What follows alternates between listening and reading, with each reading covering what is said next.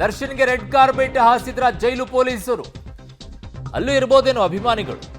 ಕೊಲೆ ಆರೋಪಿ ಸೇವೆಗೆ ನಿಂತು ಬಿಟ್ರ ಜೈಲು ಅಧಿಕಾರಿಗಳು. ಜೈಲಲ್ಲಿ ದರ್ಶನ್ಗೆ ಸಿಗ್ತಾ ಇದೆಯಾ ವಿಐಪಿ ಟ್ರೀಟ್ಮೆಂಟ್? ದರ್ಶನ್ಗೆ ರೆಡ್ ಕಾರ್ಪೆಟ್ ಅನ್ನ ಹಾಸಿದ್ದಾರ ಜೈಲು ಪೊಲೀಸರು. ರೆಡ್ ಕಾರ್ಪೆಟ್ ಹಾಸದೇ ಇರಬಹುದು, ವ್ಯವಸ್ಥೆಯನ್ನಂತೂ ಸರಿಯಾಗಿ ಮಾಡಿದ್ದಾರೆ ಅಂತ ಗೊತ್ತಾಗ್ತಾ ಇದೆ. ವಿಐಪಿ ಟ್ರೀಟ್ಮೆಂಟ್ ಏನೆಲ್ಲ ವ್ಯವಸ್ಥೆಗಳು ಬೇಕೋ ಅಲ್ಲೆಲ್ಲ ವ್ಯವಸ್ಥೆಯನ್ನ ಮಾಡ್ತಾ ಇದ್ದ. ಯಾವ ತೊಂದರೆನೂ ಆಗ್ಲಾರ್ದು, ಯಾವ ಸಮಸ್ಯೆನೂ ಆಗ್ಲಾರ್ದೆ ಕೊಲೆ ಮಾಡಿ ಒಳಗಡೆಗೆ ವಿಚಾರಣಾಧೀನ ಕೈದಿಯಾಗಿ ನಾವು ಒಳಗಡೆಗೆ ಹೋಗಿದ್ದೀವಿ ಅನ್ನುವಂಥ ಅವರಿಗೇನು ಮನಸ್ಸಿನಲ್ಲಿ ಬರಲೇಬಾರ್ದು. ಆ ರೀತಿಯಲ್ಲಿ ಅವರನ್ನು ನೋಡ್ಕೊಳ್ಳೋ ರೀತಿಯಲ್ಲಿ ವ್ಯವಸ್ಥೆಯನ್ನು ಮಾಡ್ಕೊಳ್ತಾ ಇದ್ದಾರೆ. ಒಂದು ಕಡೆಗೆ ಆಚೆ ಇರುವಂಥ ಪೊಲೀಸರ ಬಗ್ಗೆ ಪ್ರಶಂಸೆ ವ್ಯಕ್ತವಾಗ್ತಾ ಇದೆ. ದರ್ಶನ್ ಕೇಸನ್ನು ಅತ್ಯಂತ ಪ್ರಾಮಾಣಿಕತೆಯಿಂದ ತನಿಖೆಯನ್ನು ಮಾಡಿದ್ದಾರೆ.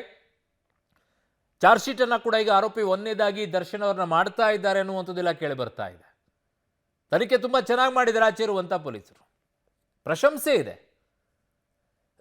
ಆದರೆ ಜೈಲಿನ ಸಿಬ್ಬಂದಿಗಳು ಯಾಕೆ ಈ ರೀತಿಯಾಗಿ ವ್ಯವಸ್ಥೆಯನ್ನ ಹದಗೆಡಿಸಿಡ್ತಾ ಇದ್ದಾರೆ? ಪದೇ ಪದೇ ಈ ಜೈಲಿನ ವಿಚಾರದಲ್ಲಿ ಕೇಳಿ ಬರೋದು ಅದನ್ನೇ.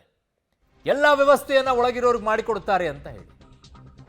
ಅದು ಜೈಲಾಗಿದೆಯಾ ಅಥವಾ ಶಿಕ್ಷೆಯನ್ನು ತೆಗೆದುಕೊಳ್ಬೇಕಾಗಿರುವಂಥದ್ದು ಅಥವಾ ವಿಚಾರಣಾ ಕೈದಿಗಳಾಗಿರ್ಬೇಕಾ ಅವರು, ಇಲ್ಲ ಅವ್ರಿಗೊಂದು ರೀತಿಯಾಗಿ ಹೋಗಿ ರೆಸ್ಟ್ ಮಾಡ್ಕೊಂಡು ಬರೋಣ ಅನ್ನೋ ರೀತಿಯಲ್ಲಿ ಸ್ಪಾಟ್ ಆಗಬೇಕಾ?